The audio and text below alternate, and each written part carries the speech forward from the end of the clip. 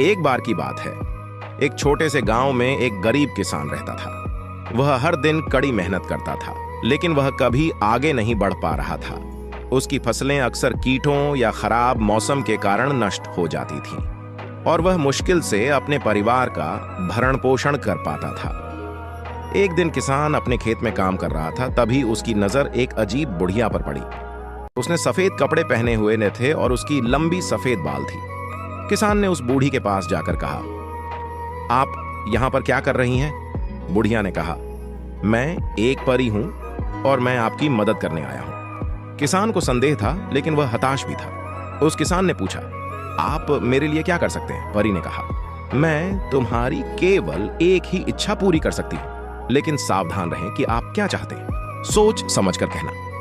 एक बार जब आप अपनी इच्छा कर लेते हैं तो इसे कभी भी बदला नहीं किया जा सकता है।